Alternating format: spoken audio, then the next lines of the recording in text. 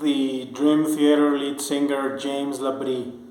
Is he lip syncing live during live concerts or not? Let's think about this. Hi.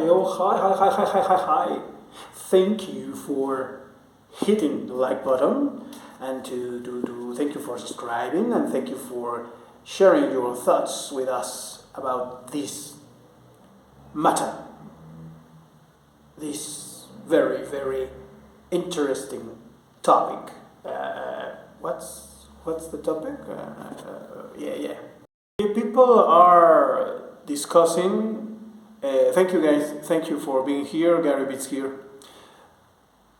Fans are discussing about James LaBrie maybe allegedly lip syncing during live concerts. And with this topic, they are also talking about whether it's right or wrong to use pre-recorded tracks during a live show.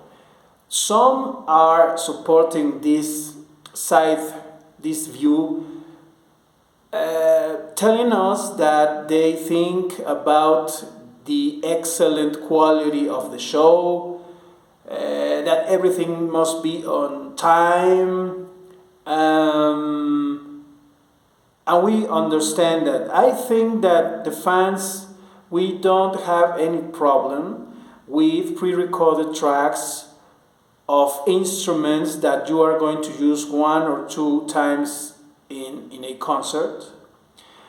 Or maybe let's talk about a chorus, an orchestral section. I think that we all, as fans, we can understand that. And yes, we are already used to pre-recorded tracks from many bands that we love.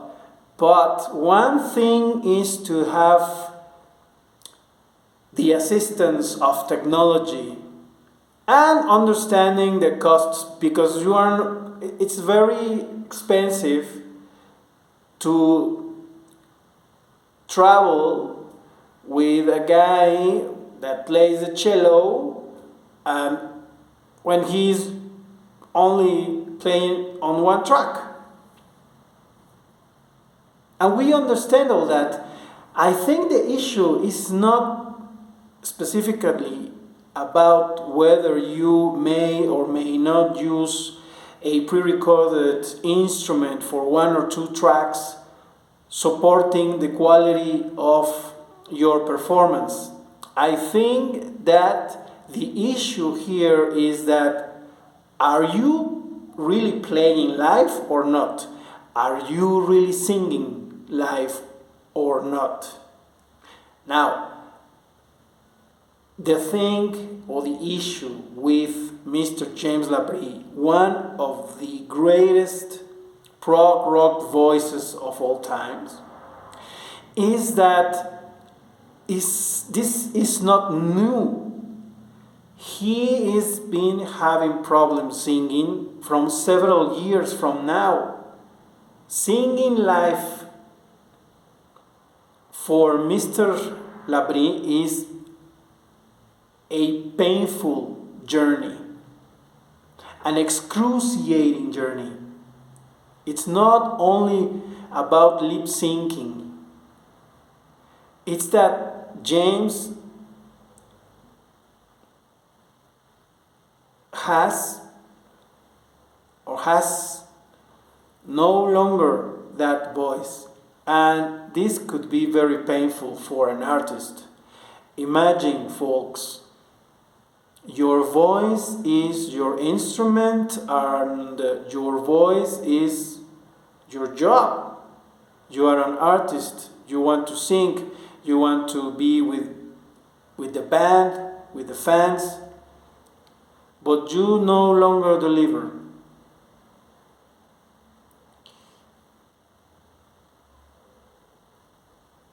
many bands use supporting pre-recorded tracks. But when you listen to Rush, you are listening to them. They are not pretending to play and they are not pretending to sing. In this case, what many fans have noticed is that John Petrucci is pretending to do back vocals. Why? And it seems that James LaBrie is lip syncing. It's very, I don't want to say obvious, but it seems like he is doing lip sync in one or two tracks. Now, this is the other thing. We're talking about one or two tracks. I don't know if these specific tracks are very high notes or very difficult notes for him to reach. And if you are a fan and he is going to do this in one or two tracks, I don't know if it is a good idea to communicate this to your fans and tell them, guys, you know, I've been ill, I've been sick, I damaged my vocal cords, and in two specific tracks, I'm going to need the support of a pre-recorded track. But I'm singing, guys. I'm singing along the whole concert. Because the issue here is that they are pointing the finger in one or two specific songs. Now, the other issue in regard to James LaBrie is that he is not delivering, he is not singing good from several years till now. He has lost that power. He is not singing well. And I do not know if it is a hearing problem, because this is another issue. We are not talking about lip syncing because you cannot reach certain notes. We are talking about not singing well, not being able to pronounce the lyrics, the words of the song. There are a few examples on YouTube where we can see and we can listen to James only baffling words, only singing gibberish. I think one of the reasons was that he was very overweight. So when you are not in your healthy weight, you cannot breathe. And if we are talking about these kind of songs, so complicated, Dream Theater songs, the challenge is higher. So let me know what do you think, friends around the world. I like Dream Theater.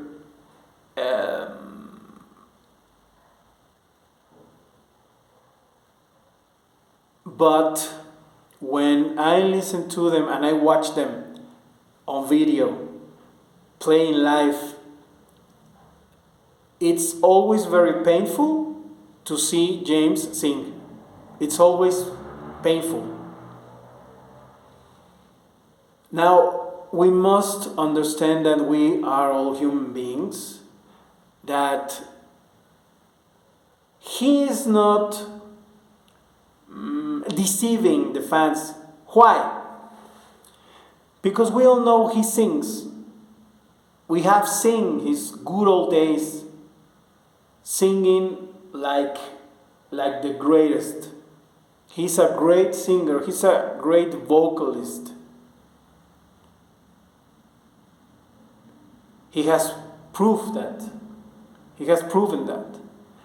But in these days, and from several years till these times, James is not delivering what it's supposed to be. And no one is telling nothing. I don't know if it would be or could be a good idea. Even when Mike Portnoy left the band and Mike Mangini came in to have another vocalist. But the thing is that James LaBrie introduced Mike Mangini to the band. I don't know, it's very difficult, guys. They are friends, many years playing together. When we get old, it's very difficult to step down. Your pride is at stake, your self-esteem. I don't know.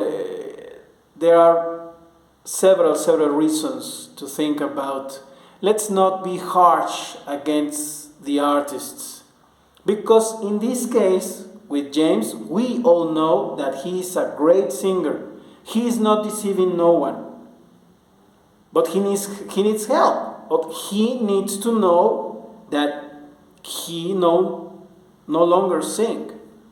Because he suffers. You can watch him suffer in each song. So there's the issue. Because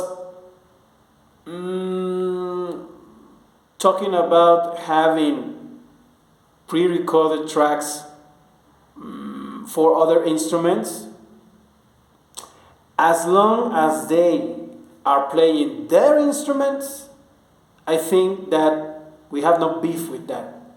As long as the singer is singing, there's no problem, because we are not talking about a pop singer, a pop group that we already know that they don't sing and they need pre-recorded tracks. They need to do lip sync. Many artists that dance use pre-recorded tracks in order to dance well. Michael Jackson even did that. And in some other songs, he sang and danced, and it sounded awful. So I don't know. And Michael Jackson wasn't a great singer. But the bomb dropped on James LaBrie because he's part of a virtuoso band, musicianship, that they are proud of that they are inspired by Rush. So it's another level. The responsibility is very high. But I think that we all understand that it comes a time when it's, for example, the case of Mr. Phil Collins that we all love.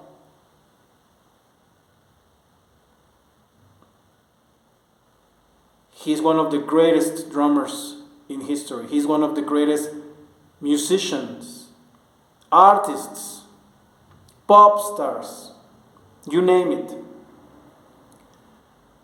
So we have no problem with him. It was a kind of sad watching this final Genesis tour, the last domino.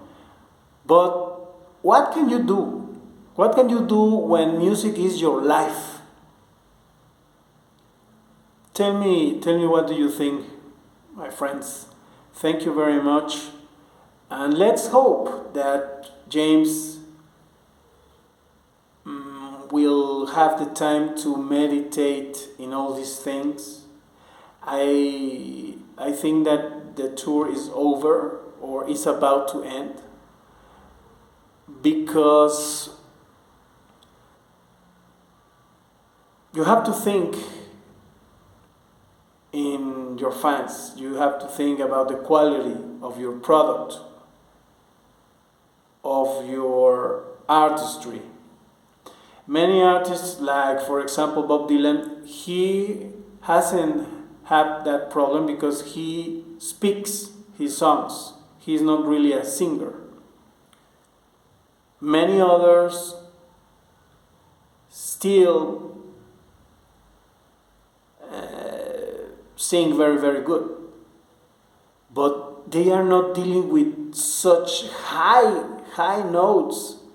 And I don't know. Let me see what you think. Thank you very much. Gary Beats here. Thank you for subscribing. Thank you for. There are many YouTube channels these days, and well, we wish the best for the band and to Mr. LaBrie.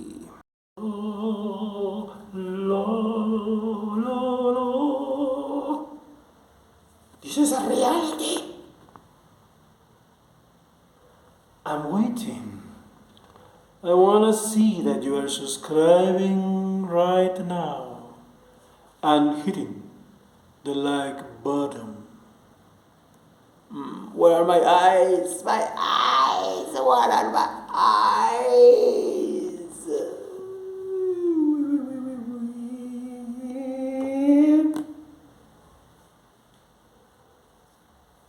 Thank you guys. See you soon.